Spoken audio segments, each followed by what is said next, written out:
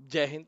दोस्तों, सफलता की कहानी सीरीज में आज मैं जिससे मिलवाने जा रहा हूं वो राखी है, जो झारखंड के गिरिडीह के एक गांव है। उस गांव का नाम है राजधनवा डोंडा। एक छोटे से गांव से रहते हुए भी लगातार मेहनत करके, कठिन मेहनत करके यूजीसी नेट जेआरएफ की परीक्षा में शानदार सफलता प्राप्त की है।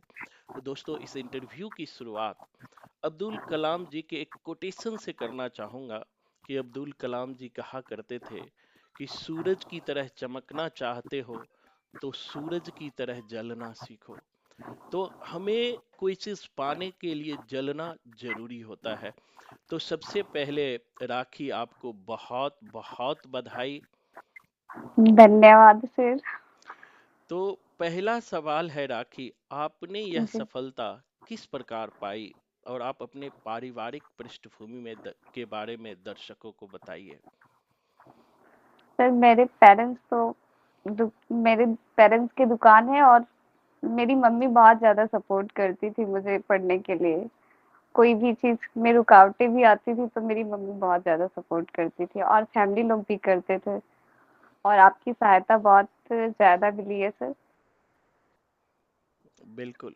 एक सवाल है कि आप गांव में रहते हुए ये सफलता पाई है, तो गांव में किस तरह के चैलेंज आते हैं, खास करके ऑनलाइन क्लास में?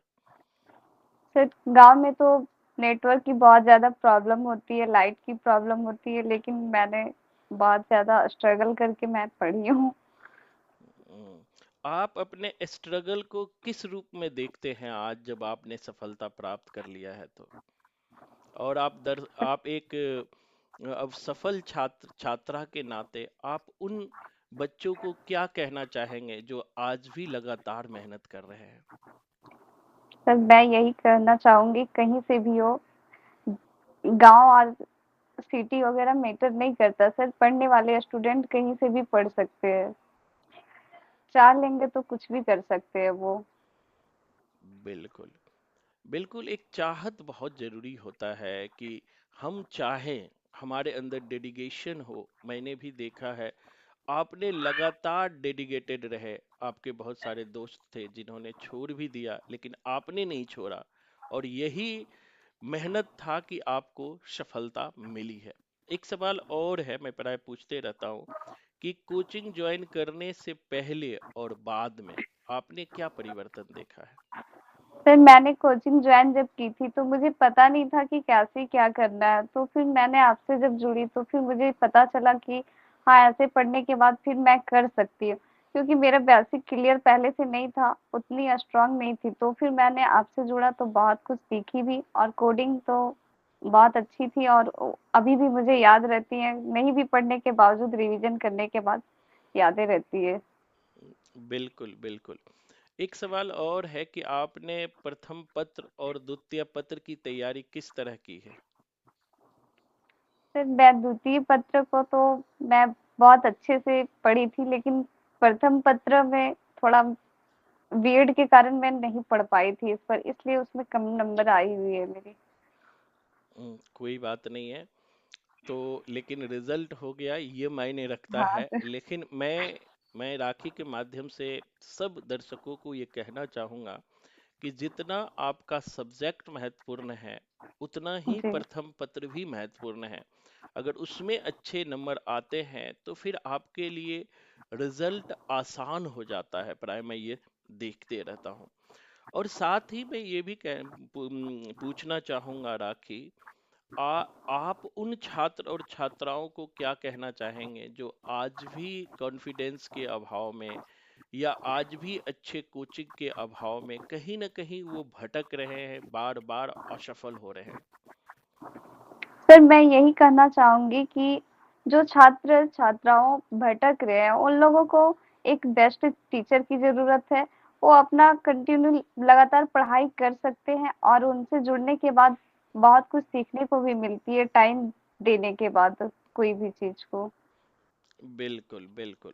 तो एक अच्छे टीचर से जुड़ाव होना बहुत जरूरी है। मैं तो कहता हूँ कि चाहे कोई भी टीचर हो, अपने तरफ जी। से बेस्ट करते हैं, लेकिन ऐसे शिक्षक का चयन करो जो शिक्षक आपके साथ हर वक्त हो। ऐसा ना हो कि जब हम सफल हुए तो साथ हो और असफलता में साथ छोड़ दे। तो ऐसे टीचर का होना बहुत जरूरी है। एक सवाल और भी है, प्रायः मैं पूछता हूँ और देखता भी हूँ कि गांव में, छोटे छोटे शहर में, क्योंकि अब शहर और गांव की दूरी बिल्कुल खत्म सी हो गई है जब से ऑनलाइन क्लास जी। आया है, तो अच्छी सुविधाएं मिल रहे हैं। फिर भी गांव गांव के बच्चे अब धीरे धीरे सिंसियर हो रहे हैं, लेकिन फिर भी उनमें वो जागरूकता नहीं आ रही है जो आना चाहिए। इस बारे में आप क्या कहना चाहेंगे?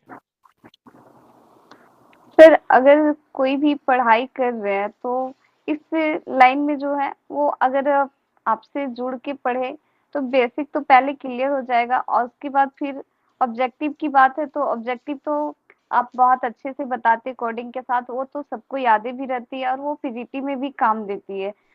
और फिर सब्जेक्टिव की बात है तो उसमें मेहनत करनी होगी थोड़ी सब्जेक्टिव में। बिल्कुल बिल्कुल। सब्जेक्टिव में आपको, मतलब अब तो डेप्थ क्वेश्चन पूछ रहा है तो अंदर जी। जाके भी थोड़ा टेक्स्ट को पढ़ना होता है। यही कारण है मैं क्लास में भी कहता हूँ टेक्स्ट जरूर पढ़िए, इसके बिना काम नहीं चलेगा। और जब तक हम टेक्स्ट नहीं पढ़ेंगे तब तक हम आगे, हमारे लिए बढ़ना बहुत मुश्किल होता है। जी।